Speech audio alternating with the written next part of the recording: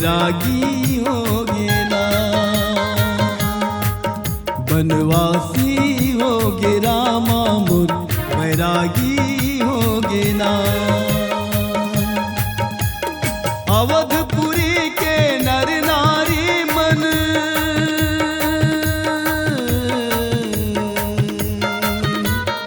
अवधपुरी के नर नारी मन उदासी होगे ना। बनवासी होगे रामा मोर बैरागी होगे ना। बनवासी होगे रामा मोर बैरागी होगे ना।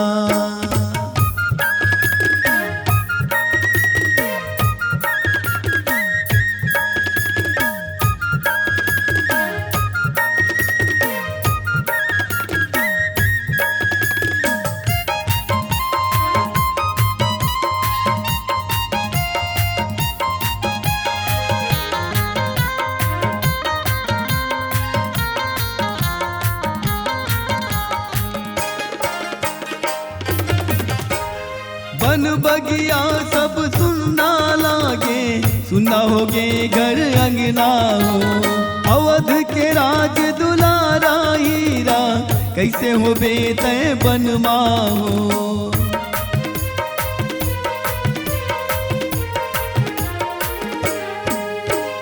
बन बगिया सब सुनना लागे, सुनना होगे घर अंगना हो। अवध के राज दुलारा हीरा, कैसे हो बेते बनमा हो। तोर दर्शन बर मोर नैना मन,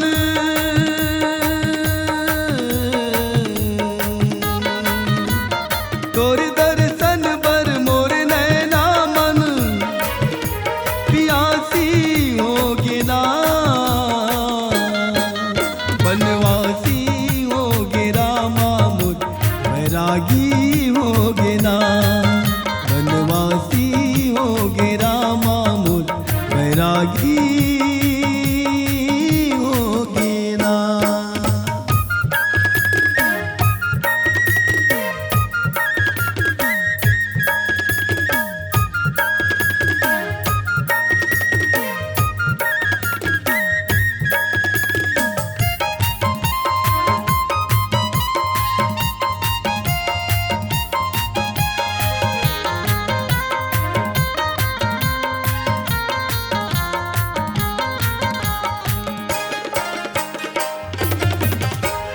राम चलत अति भयउ बिसाधु, रामा भजो सिया रामा हो।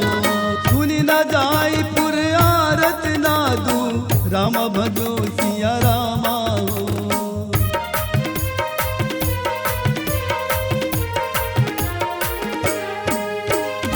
उस गुण लंक अवध अति सोखु, रामा भजो सिया रामा हो। हरस विषाद विबस सुर लोकु, रामा भजो सिया रामा हो। तोर दर्शन बर मोर नैना मन,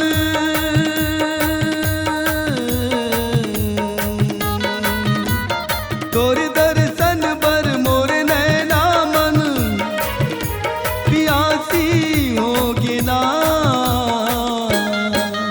बनवासी होगे रामा मोर बैरागी होगे ना। बनवासी होगे रामा मोर बैरागी होगे ना। अवधपुरी के नर नारी मन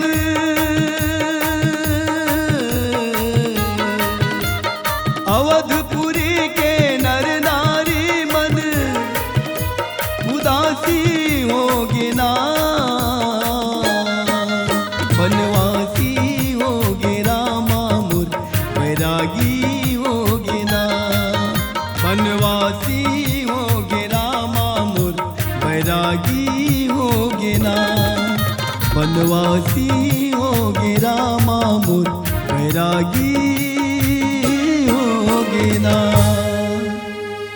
राम चलत अति भयउ विषादु सुनी न जाई पुरियारत नादू। भैया हो, परमात्मा राम के बनवासी हो जाते। परमात्मा राम मुनि के वेश धारण करके अयोध्या ले निकला थे। अपन पिता की आज्ञा मान करके संसार के तारण तरनी करे बर परमात्मा राम जिन्हें अयोध्या नगर ले बनवास निकला थे। भैया जैसे भगवान राम अयोध्या ले निकला थे, अयोध्या नगर जिन्हें व्याकुल हो जाते, उदास हो जाते, सुनी न जाई पुरियारत नादू। जैसे जहां लभी शोक होते, बड़ा सन्नाटा छा जाते भैया। वैसे ही अयोध्या नगर में जब भगवान राम भैया लक्ष्मण माता सीता के संग में बनवास निकला थे, पूरा अयोध्या नगर शोक से व्याकुल हो जाते। गोसाई महाराज चौपाई में बखान करते, कुछ गुण लंक अवध यति शोकु, हर्ष विषाद विवश सुरलोकु। भैया जैसे परमात्मा राम भैया लक्ष्मण माता सीता के संग में अयोध्या ले बनवास निकलते, तब लंका में अपशगुन होए लगते। कबर वही लंका की रावण ला मारे खातिर वर्धी तो परमात्मा राम के बनवासी हो। तो वो लंका नगर में जैसे मर्यादा पुरुषोत्तम राम अयोध्या ले बन जाए बन निकला थे, लंका में अपशगुन होते और हर्ष विषाद विवश सुरलोकु। एक प्रकार से देवता मन हर्ष होते, अब तो संसार के जिन दुख पीड़ा है वह दूर होही। कबर परमात्मा राम जितका अधर्मी है उखर नाश करे बर राजपाट ला त्याग करके बनवास निकला थे। हर्ष विषाद विवश सुरलोकु, एक प्रकार के हर्ष होते, लेकिन परमात्मा राम 14 बरस बनवास में कैसे रही, ये थोड़ा दुख भी होते। देवगण बार बार अपन मन में आनंद खुशी मनाते कि हमार परमात्मा राम बनवास तो जाते हैं, लेकिन कैसे काटे 14 बरस बनवास में, ऐसे विचार लगाते भैया। मन मन खुशी होते हैं और दुखी भी होते हैं। बोलो श्यावर रामचंद्र की जय।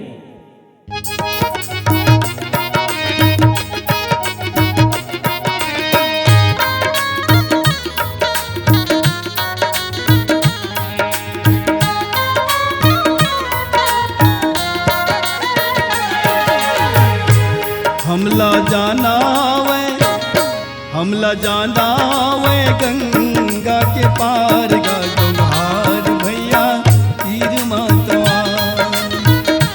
हमला जाना वे गंगा के पार गा डोंगार भैया तीर मातवा। तीर मातवा गा भैया तीर मातवा, तीर मातवा गा भैया तीर मातवा। हमला करना वे सबों के उबार गा डोंगार भैया तीर मातवा। हमला जाना वे गंगा के पार गा डोंगार भैया तीर मातवा।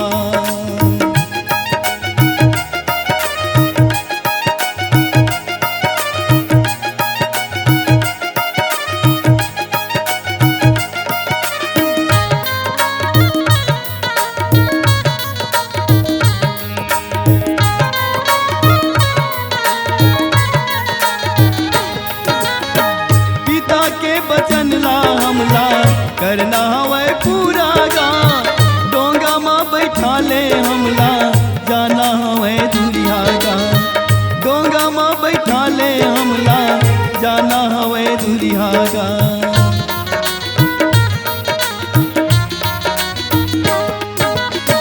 पिता के बचन ला हमला करना हवे पूरा गा। डोंगा में बैठा ले हमला जाना हवे दूरिया गा। बैठा ले हमला जाना वे दूरिया गा। हमला करना वे सबों के उबार गा डोंगार भैया तीर मातवा। हमला जाना वे गंगा के पार गा डोंगार भैया तीर मातवा।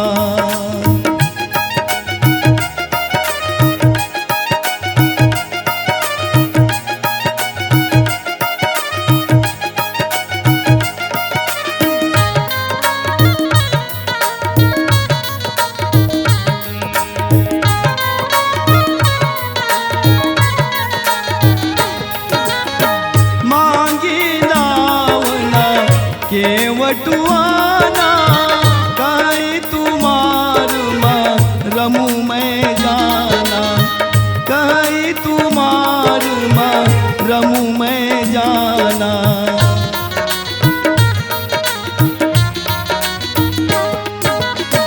चरण कमल रज कहूँ सब कहीं, मानुष करनी मोरी कछुआई, मानुष करनी मोरी कछुआई।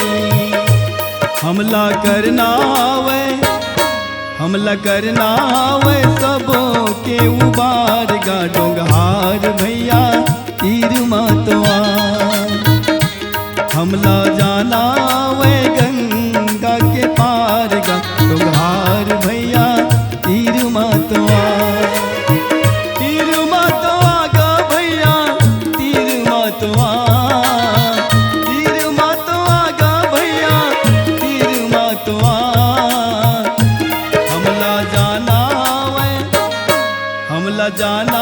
वे गंगा के पार गा डोंगहार भैया तीर मतवा। हमला जाना वे गंगा के पार गा डोंगहार भैया तीर मतवा। हमला जाना वे गंगा के पार गा डोंगहार भैया तीर मतवा। डोंगहार भैया तीर मतवा, डोंगहार भैया तीर मतवा, डोंगहार भैया तीर मतवा। मांगी नाव न के मटुआना, कहीं तुम्हार मरम मैं जाना। भैया हो परमात्मा राम जिन्हें रथ ले उतर करके गंगा के किनारे पहुंच जाते, जिन रथ में ला रहे सुमंत जी ला विदा करके स्वयं भगवान राम जिन्हें भैया लक्ष्मण माता सीता के संग में गंगा के तीर में पहुंच जाते। गंगा के तीर में पहुंच के का देखा थे, गंगा नदी में एक डोंगा में एक केवट खेवैया जिन्हें बैठी रहे। ओखर से परमात्मा राम जिन्हें डोंगा मांगा थे, हे डोंगहार हमन ला गंगा के ऊपर जाना है, भैया हमन तीनों ला एक गंगा के पार करा देते। लेकिन वो डोंगहार जिन्हें का बोला थे भैया, गोसाई जी महाराज चौपाई में संकेत करते, चरण कमल रज कहूँ सब कहीं, मानुष करनी मूरी कछुआई। भैया हो ओ निषाद राज केवट जिन्हें बड़ा चतुर रहे, चलाक रहे, सुने रहे परमात्मा के महिमा ला।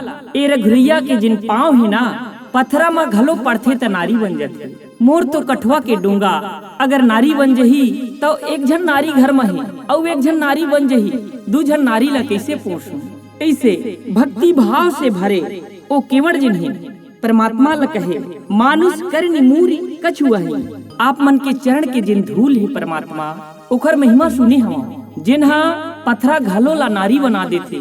तो ये तो मोर डोंगा है, कहूँ आप मन के पाँव रखत ही मोर डोंगा जिन्हें नारी बन जही, तब तो मोर बड़ा जंजाल हो जही। ऐसे भाव भरे आदर पूर्वक निषाद राज जिन्हें परमात्मा राम से विनती करत है भैया।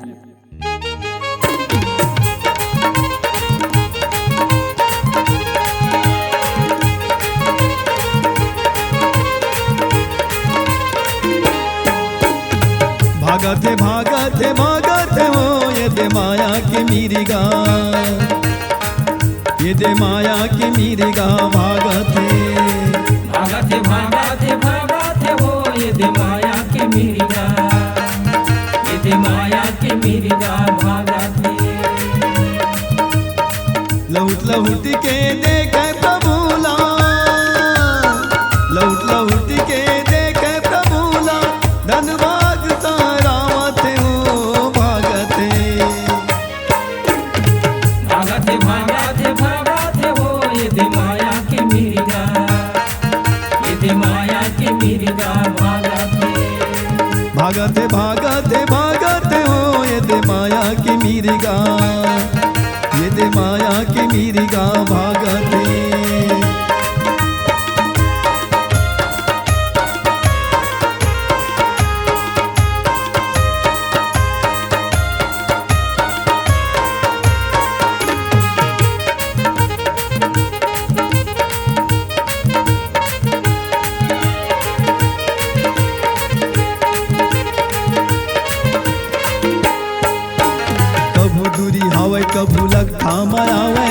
कैसन माया दिखावे, कैसन माया दिखावे रे मिर्गा, कैसन माया दिखावे, कैसन माया दिखावे रे मिर्गा, कैसन माया दिखावे। छिन दिखे छिन भर मालुकावे, छिन मफुत गत भागे, छिन मफुत गत भागे रे मिर्गा, छिन मफुत गत भागे, छिन मफुत गत भागे रे मिर्गा, छिन मफुत गत भागे। लौट लौट के देखे प्रभुला, लौट लौट के देखे प्रभुला, धन भाग सारा मत हो भागते, भागते भागते भागते हो ये दे माया के मिर्गा, ये दे माया के मिर्गा भागते, भागते भागते भागते हो ये दे माया की मिर्गा, ये दे माया की मिर्गा भागते।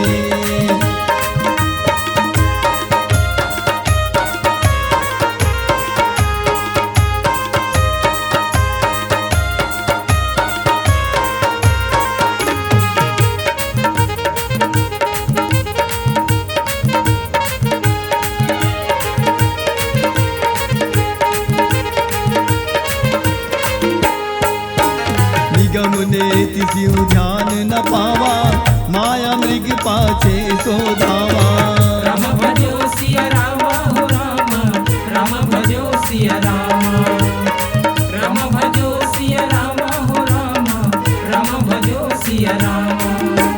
कबहु निकट पुनि दूर पराई, कबहु प्रगट कबहु छपाई, राम भजो सिया राम हो राम, राम भजो सिया राम, राम भजो सिया राम हो राम, राम भजो सिया राम।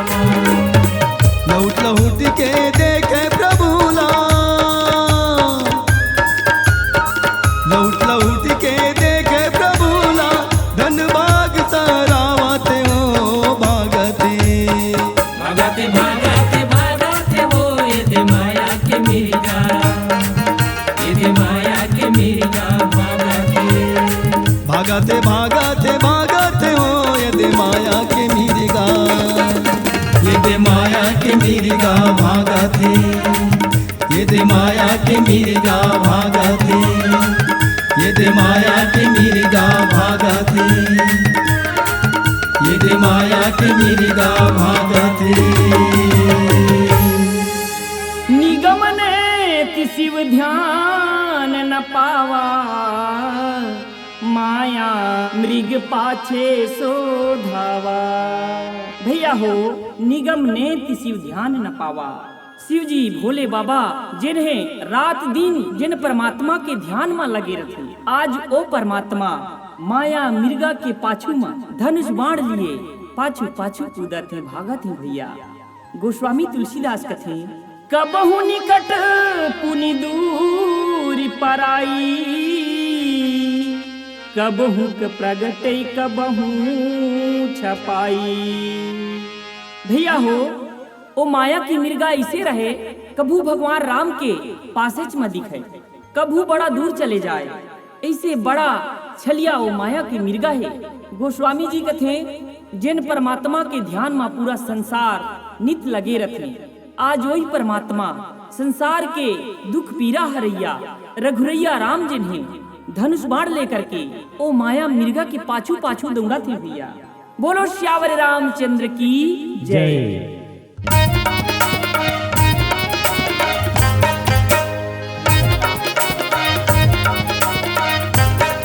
बोला दे देवो दाई तोरी कछु चीन्हा, दे देवो माता तोरी कछु चीन्हा, बोला दे देवो दाई तोरी कछु चीन्हा, दे देवो माता तोरी कछु चीन्हा। जैसे देहिस मोर प्रभुआ, जैसे देहिस मोर प्रभुआ, मुंदरी के चीन्हा, दे देवो दाई तोरी कछु चीन्हा, बोला दे देवो माता तोरी कछु चीन्हा।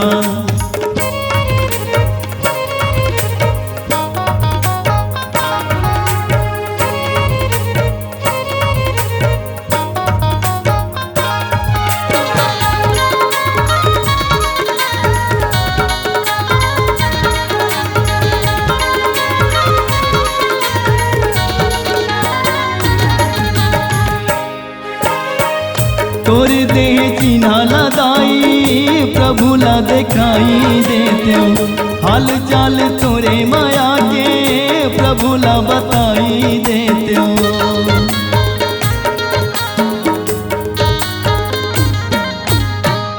तोर देह चिन्हा लदाई प्रभु ला दिखाई देते हो।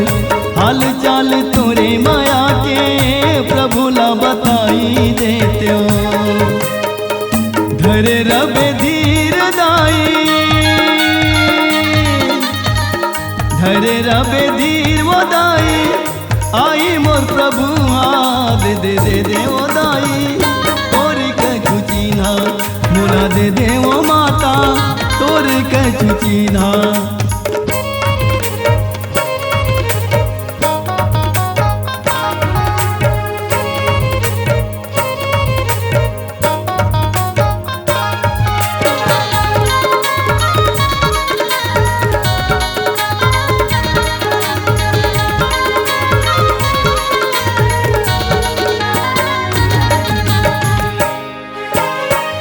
मात मोई दी जय कछु चीन्हा, जैसे रघुना यक मोई दीना।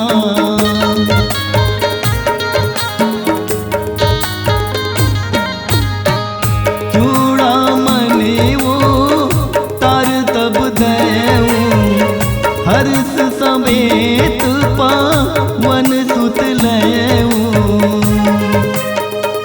धर रबे धीर वो दाई,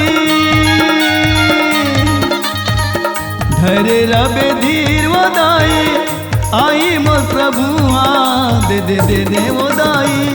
तोर कछु चीन्हा मोला दे वो माता, तोर कछु चीन्हा दे वो दाई। तोर कछु चीन्हा मोला दे वो माता, तोर कछु चीन्हा मोला दे वो दाई। तोर कछु चीन्हा दे वो माता, तोर कछु चीन्हा। मात मोहि दीजे कछु चीन्हा, जैसे रघुनायक मोहि दीन्हा। भैया हो, पवन पुत्र हनुमान माता सीता ला कहे, हे माता, जैसे भगवान राम मोला मुंदरी के चिन्हा दे के भेजे रही से आप मन के पता लगाए बार, वैसे ही आपो मन माता मोला कोनो चिन्हा देवा, जेखर से मोर परमात्मा राम ला यकीन होए कि जरूर ये पवन पुत्र हनुमान जी ने सीता के पता लगा के आते। हनुमान के ऐसे वचन ला सुन के माता सीता हनुमान ला चूड़ा मणि उतारी तब दैवू, हर्ष समेत पवन सुत लयू। माता सीता जी ने भैया चूड़ा मणि ला उतार करके महावीर हनुमान के हाथ में देवा थे। महावीर हनुमान हर्ष समेत पवन सुत लयू। बड़ा प्रसन्नता के साथ महावीर बजरंगबली हनुमान माता के दिए चूड़ा मणि ला लेते। श्यावर रामचंद्र की जय।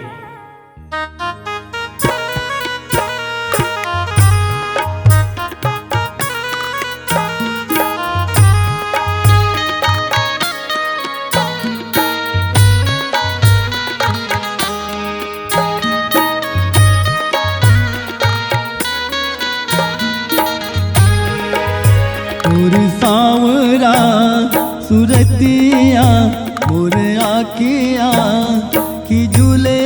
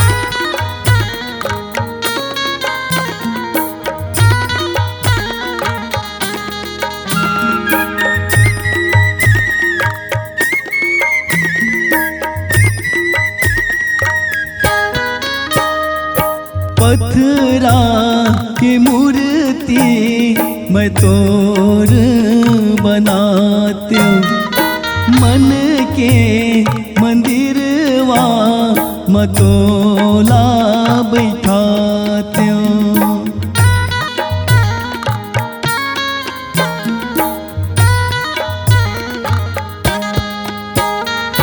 पत्थरा की मूर्ति मैं तोर बनाती हूँ, मन के मंदिरवा मतोला बैठाती हूँ।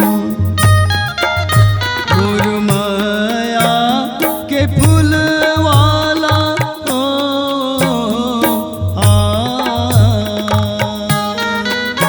मोर माया के फूल वाला तोला जगाते रे कन्हैया।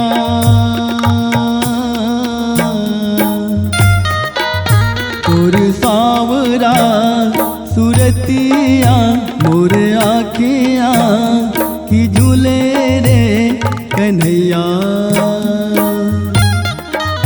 तोर मोहना मूर्तिया मोर आँखिया की झूले रे कन्हैया।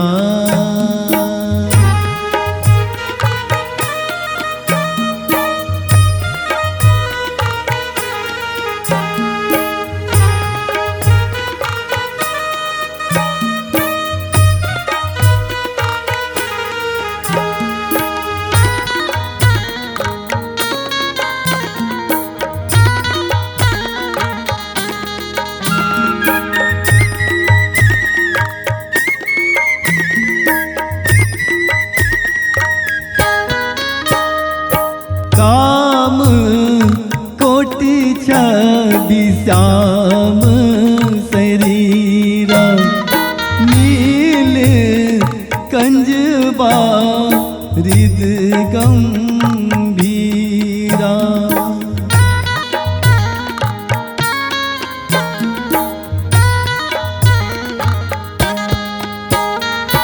अरुण चरण पंकज नक ज्योति, कमल दलन बैठे जनु मोती। मोर माया के फूल वाला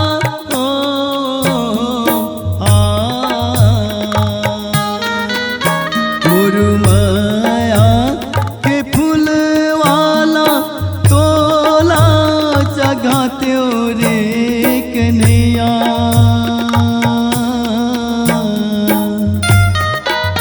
तोर सावरा सुरतिया मोर आँखिया की झूले रे कन्हैया। तोर मोना मूर्तिया मोर आँखिया की झूले रे कन्हैया।